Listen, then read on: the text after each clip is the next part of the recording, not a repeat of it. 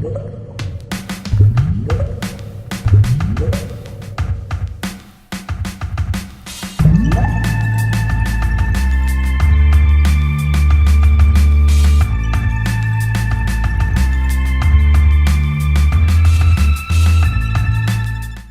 episode brought to you by MEEPLE your source for high-quality custom board game inserts. MEEPLE Realty, think inside the box. Hey everybody, welcome to Board Online, Board Offline. Today we've got our annual most played games of the year for Board Online, Board Offline. Now, my year for the channel runs from July 23rd, which was the day that I uploaded my first video 3 years ago, through July 22nd of the following year. So we're looking at July 23rd, 2016 to July 22nd, 2017. And we're going to see what games I played the most during that channel year, I guess, right? So a couple things about the list. You are going to see, I believe 2 sets of ties. And as far as how I order the games within that tie, basically whichever game I prefer to play, whichever one I like the most, then broke that tie. So actually here for number 11, 10, 9, and 8 through 11 is going to be a 4-way tie with 8 plays each. So we'll get to those here in just a moment, and then you'll see another tie a little later on. Oh, hey everybody, before we get started, if you like anything you see in the list, please consider purchasing it from the link in the description below. A little bit of what you spend there will go to help the channel, and I will certainly appreciate that. And these are all fantastic games. Otherwise, I wouldn't have played them so much. There may be one game on here that I didn't really want to play that much.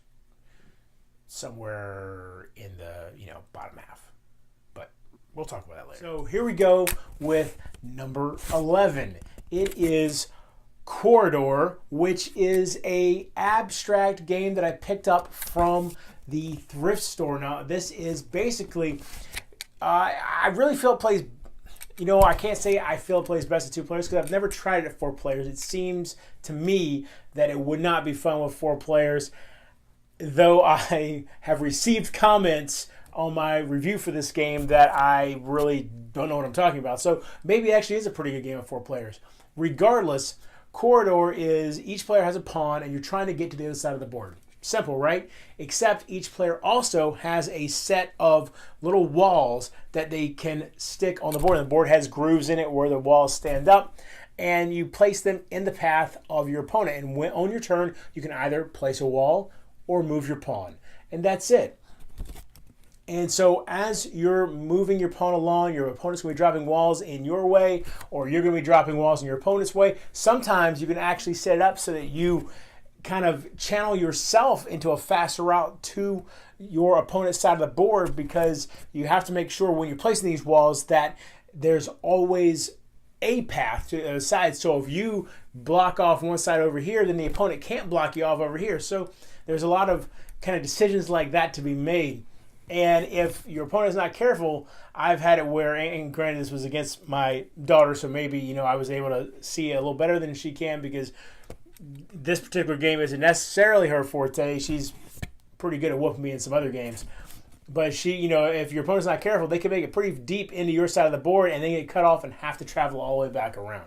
So that's Quoridor. Got 8 plays of that.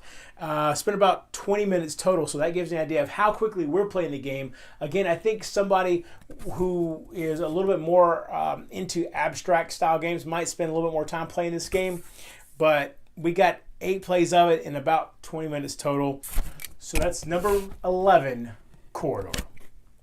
My number 10 is Pokemon, the trading card game, or the collectible card game, and got 8 plays of this again, of course. Like I said, it's a 4-way tie here. Spent about 2 hours and 24 minutes playing this game. Now, this is one that is definitely my daughter's game. Even after playing it 8 times, I can't say that I really want to play it or that I have any real interest in getting better at the game or collecting cards necessary to really get good at the game. And it appears that she may have lost interest in everything other than just simply collecting the cards, because at this point it's really all she does. And even that, she hasn't bought any packs recently.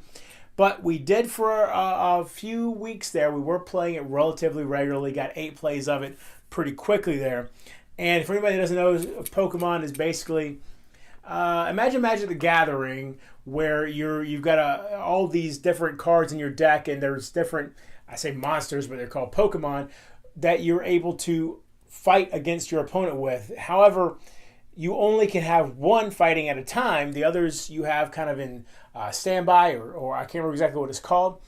And you can prepare them and get them kind of evolve them up to make them even stronger. And you have to knock out a certain number of your opponent's Pokemon to win the game. And that's really about what it is. So like I said, 8 plays of this, 2 hours and 24 minutes. That's my number 10, Pokemon. My number 9, again with 8 plays, is Sushi Go. Now, I spent about 5 hours and 53 minutes playing this game. And this is one that just recently I introduced to one of my game groups just as a, finish the night off type game. And man, did they take to it. One of them almost immediately went out and purchased Sushi Go to have in her house as well. And so now, that's one that we, I try to bring to the game night pretty frequently, unless of course we're going to her house because then she's got it. But it's one that I definitely have enjoyed playing, and the family loves it. And I really think, though, I need to get Sushi Go Party because I feel like maybe we've worn Sushi Go out a little bit. We pretty much only bring it out now when we have people over at the house who, we're introducing to gaming, and because it's one that really kind of has just enough interesting decisions to always be fun to play, but at the same time, simple enough to bring non-gamers in. And that's really, most of my family or even most of my friends are non-gamers. And so it's a good one to kind of get them interested in it.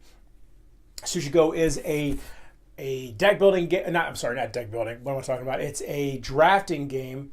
Excuse me, I'm trying to fight off a sneeze here, guys. Sorry about that. Okay. Sushi Go is a drafting game where you've got a hand of cards and you pick one, place it down on the table, face down, pass your deck of cards to the next person, and then flip it over. And then as you're doing that, there's also the set collection aspect because you're trying to get certain sets of cards that are worth certain points. And they all look like sushi, and it actually makes sense why certain sets go together. But it's a very intuitive game, very easy to learn, a lot of fun. Sushi Go. And number 8, again with 8 plays, is The Others. Now, this is one that I really wasn't sure the wife was going to enjoy this one. I thought this is one that I get to take to, my game groups and play it with them. But man, my wife is really taking to this, and does she love being the Sins player? I still have not beaten her, but with 8 plays, we've spent about 10 hours and 49 minutes total playing this game. And I think 6 of those plays are with my wife. And this is one that we have started to get some of the expansions as well. Really enjoy this one. The monsters, the sculpts are just so cool looking. And it's a 1 versus many game, but plays very well as a 1-on-1 game.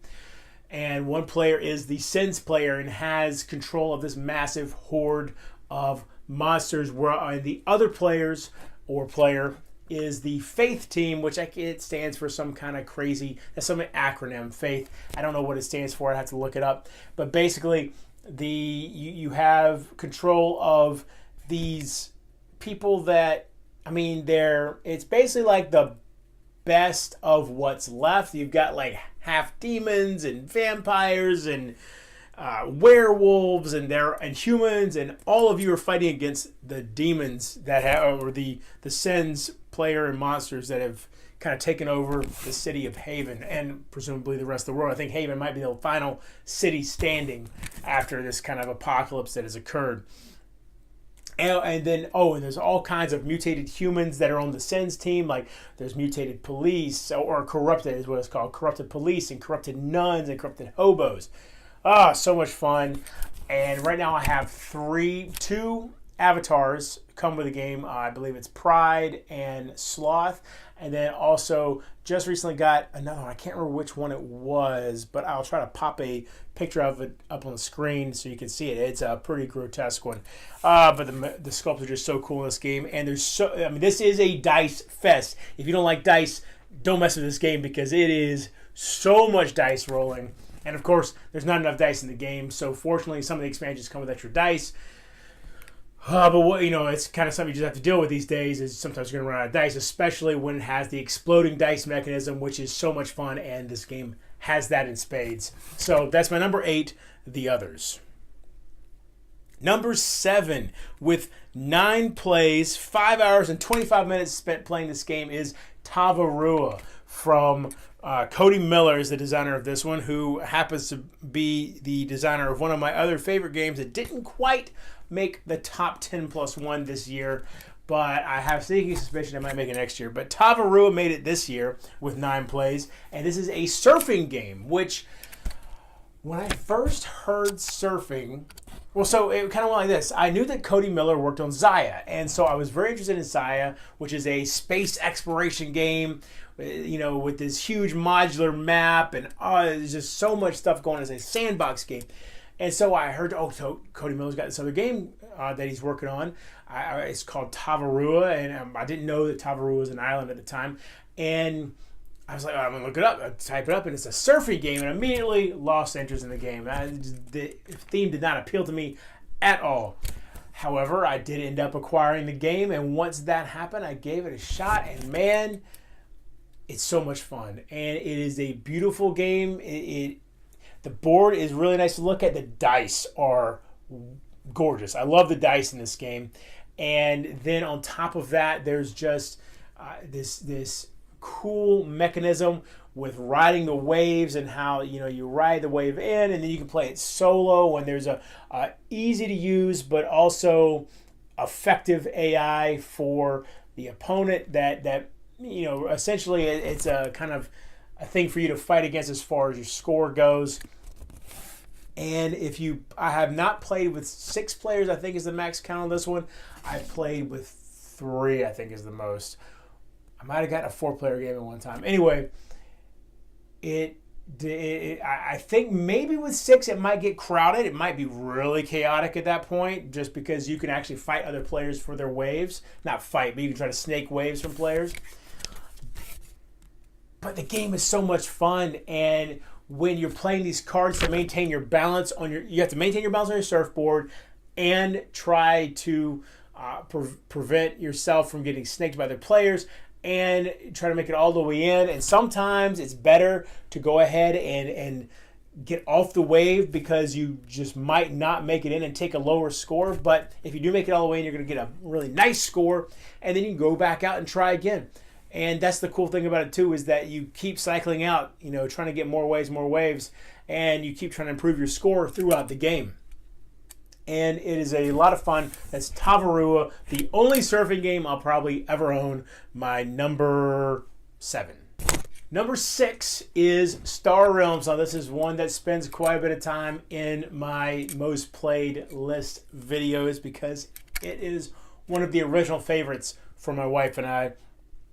10 plays of this, spent about 18 hours and 7 minutes playing Star Realms over the past year. And this is, for anybody that doesn't know what Star Realms is, it is quite simply a fantastic deck building game that comes in a box about that big. It is imagine a regular, 52 card box times maybe 4 in width, and that's what you've got as far as this game goes.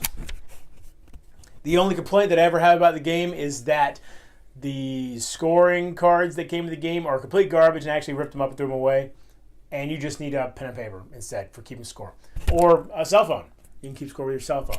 So other than that, basically you've got 4 factions in the game. And each player starts with the same deck of cards, which is pretty usual for deck building games. And you have a shared pool of cards from which you can buy new cards to put into your deck. And you're trying to whittle down your opponent's authority, and each player starts with 50 authority. First one to 0 loses, the other person wins. 2-player game. There are variants, or I guess they're official rules, but for playing with more than 2 players, it's a 2-player game. Play with 2 players. I really think that's the best way to do it. After reading the rules for the others, I really don't want to deal with that. But that's Star Realms. At this point, there are quite a few expansions for it. And I think I heard there's a version of the game. There's not a version of the game. There's a kind of rebranding of the game or reskinning, but with enough changes to where it is a whole different game called Hero Realms. And in Hero Realms, there's actual hero decks or something along those lines that really change the way and add like something special to the way you play the game. I don't know exactly how that works, but I know that people rave about, if you get Hero Realms, you got to get the heroes as well. And from what I understand, there may be something similar coming out for Star Realms if it's not already out. And if so, that's something I'll probably get. I've kind of quit buying expansions at this point. There was a colony expansion, and there's a whole new set of expansions that just came out. And frankly, the deck is so big at this point for Star Realms that I just can't, I don't need any more. And it's hard enough keeping that deck, standing upright because the cards just go everywhere. So anyway, off a little bit of a tangent there. Star Realms is my number 6. I highly recommend anybody who's at all interested in deck building, try this one out because it's very inexpensive to get into and it'll give you a good feel for whether or not you might like that genre of games or that mechanism in games. And if you already know you do, get Star Realms because it's an easy one to travel with. Number 6, Star Realms. My number 5 is Mansions of Madness 2nd Edition with 11 plays, 22 hours and 6 minutes spent playing this game. And y'all, I have not gotten this game to the table in a number of months, and I think in the next 2 weeks I'm going to remedy that. I am absolutely going to get this game to the table. I think I might even play the long. There is a very long scenario in the game. It lasts I think it's listed as 4 hours or something like that. I'm going to give that one a shot here pretty soon. Mansions of Madness 2nd Edition is an app-driven game. The first edition of Mansions of Madness was a 1 versus many. And the person who played the keeper, who played the bad guy, had a ton of bookkeeping to do. Don't get me wrong, I loved it. I loved being the keeper in that game. This is one of my original loves of board gaming, is Mansions of Madness 1st Edition. Unfortunately, I never had a situation arise where I screwed up the placement of the cards during the setup. However, there were so many cards to place out on the board during the setup that if you made one mistake, it could ruin the game, and you wouldn't even know the game was ruined until you were an hour and a half, 2 hours in, potentially. So because of that, I love the fact that 2nd Edition is fully cooperative. It has an app that runs all the monsters. It adds a sense of exploration, especially the first time you're playing a scenario. So much fun.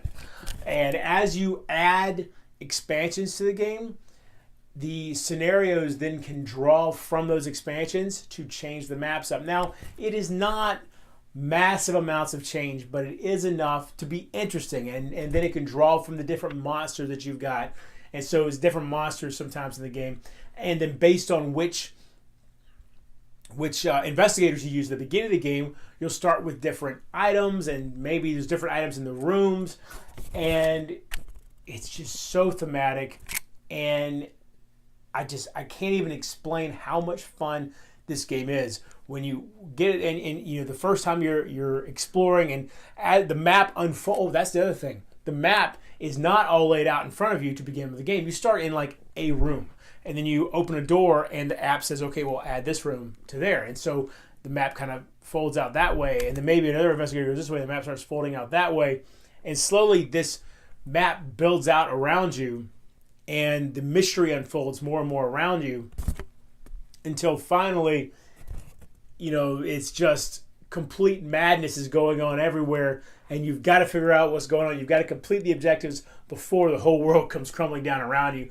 because the app starts ramping it up if you're taking too long to get to the end. And so Mansions of Madness 2nd Edition, it is a pricey game to get into. It is from Fantasy Flight Games.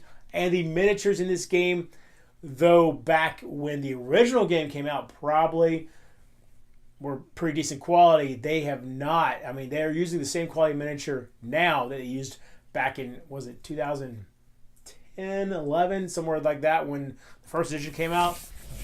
They really should have updated the minis. But other than that, this game is a blast. And yeah, that's pretty much all I can say about it. Mansions of Madness 2nd Edition, my number 5. My number 4 is Splendor with 14 plays, coming in at 15 hours and 51 minutes. Splendor, of course, is my wife's favorite game, and I'm trying to decide if I'm going to get the expansion for Splendor that just came out, Cities of Splendor, or if I'm going to get Century Spice Road, which many people say is a Splendor killer, and I thoroughly enjoyed playing it the first time that I got to give it a shot. Thanks to Carl Gannon for that.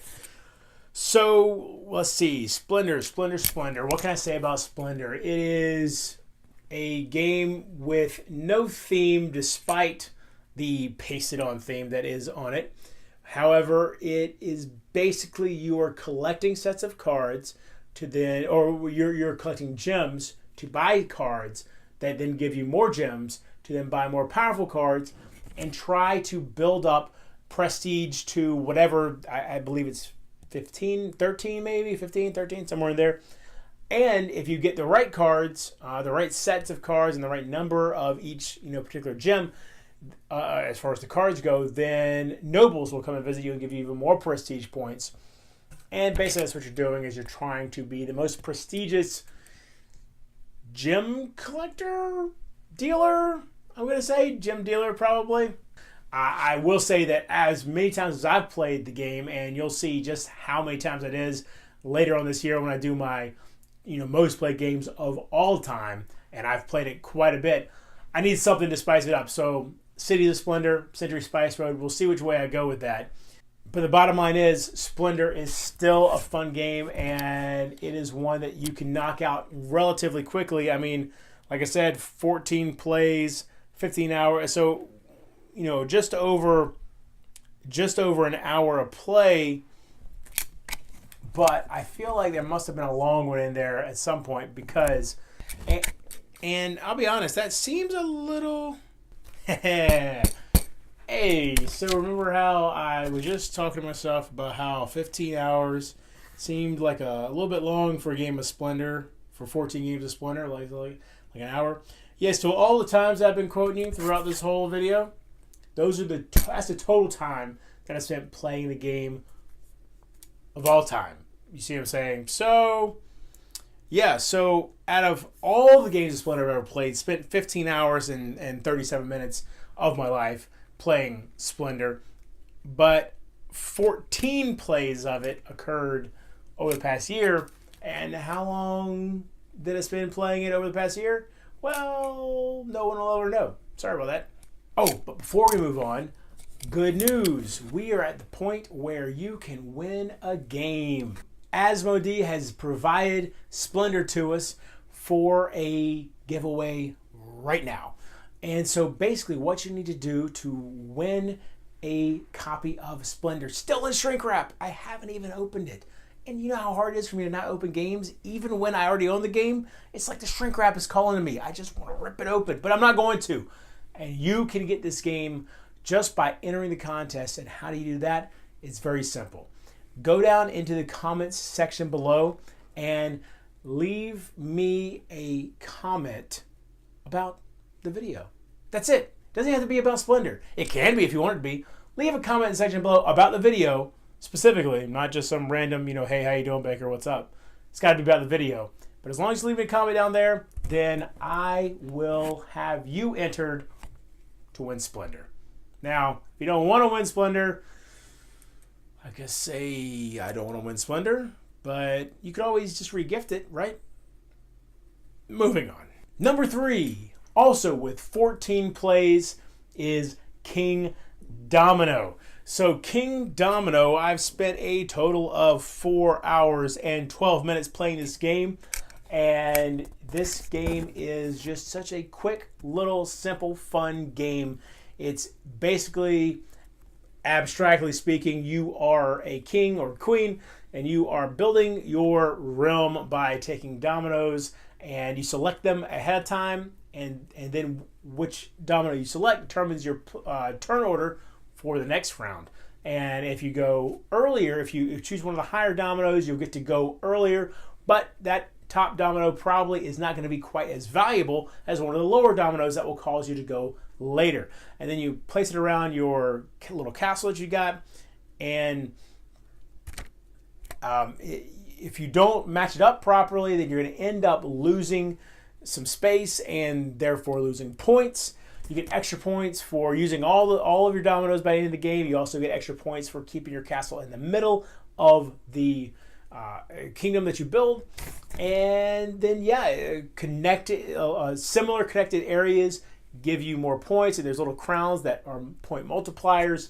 Whoever has the most points wins. And this is one that my wife and daughter both really, really enjoy. Very easy to learn, very quick, Kingdomino. Number 2 is Friday. Now, Friday, I've spent 10 hours and 48 minutes playing this game. 20 total plays over the past year. And actually, I believe, yes, I just got it in March. So all those plays are all the plays there are. So Friday is a solo-only game. This is the first and only game that I own that is solo-only, where basically you are Friday, and you're trying to help Robinson Crusoe, who has landed on your island, and he's really dumb and gonna die, probably with or without your help. But with your help, you might have a shot at him not dying. So you're gonna try to help him survive. And it's a deck building game with a little bit of luck thrown in there, but mostly once you understand how the game operates, any of the luck that's in there really is pretty well mitigated, short of some really terrible card draws. But for the most part, it's mitigated, and someone who knows what they're doing can, really increase their win percentage pretty significantly. And it's funny because the game tells you how to set the game up, how to play and everything, and then at the back of the rule book, it then says, and by the way, once you get to the point where that's too easy, here's level 2, 3, and here's level 4, which, by the way, is really how the game's supposed to be played, but we know everybody's just too much of a wuss, and so we dumbed it down by 3 levels, and you can work your way up to the actual way the game's played. I am to the point where I'm playing on level 4 now, but I have not beaten level 4. It took me a long time to beat level 1. And then a little bit less time to beat level 2 and 3. And now level 4 I have not beaten yet, but I am looking forward to the day that I do. Friday is... it's also a very small footprint on the table. I did successfully figure out how to kind of compact everything down to play it on an airplane, which was it almost didn't work, but I did manage to get it to all fit onto a tray on an airplane. But I wouldn't recommend this one for an airplane game. I started getting a little airsick trying to deal with where all my cards were and everything. Probably get something a little bit smaller, and I'll try to figure that out at some point. I don't go on airplanes that often. But anyway, Friday, my number 2, 20 plays. Definitely check it out if you are at all interested in solo games. And finally, the number 1 most played game of the past year of Board Online, Board Offline is, with 21 plays, 17 hours and 11 minutes, Mechs Vs Minions. Now, this was a game that came out of nowhere for me. Riot Games, who make League of Legends, which is a computer game, based this game in that universe, and this was a passion project for them, and it really shows. The game is wildly overproduced, and it has the gameplay to match. Just a ton of fun. It's a programming game. You have literally 100 minions that you have to fight off that come swarming onto the board. Different missions, and it's not a legacy game, but it does have envelopes that you can unlock to see different missions, and that's just kind of cool. Opening up the different envelopes as you progress through the game. It's got a boss that is in there as well that is hidden in the box. You can check out I believe it's the mission 3 that has the boss for the first time. Check that out. I'll be doing mission 4 here in the next week or so, I believe. But anyway, that's Mechs Vs Minions. What else is there to say about the game? The main player, the player mechs all come pre-painted. The boss is pre-painted. The 100 minions are washed at least. And then there's all these cards and powers, and it's just so much fun. And it's a programming game, and it's so often, since it's fully cooperative, something will happen that you didn't anticipate, but it's not infuriating, which is nice. And usually, even when something happens you don't intend, you still manage to take out a few minions in the process. So anyway, that's Mechs vs. Minions, my number 1 most played game of the past year. So there we have it. That is number 1 through 11 most played games of the past year for Board Online, Board Offline. I hope you enjoyed this video. If you did, please give it a thumbs up. If you like my channel, please consider subscribing. You can find me over on Twitter @BoredOffline. And until next time, if you're bored online, board offline.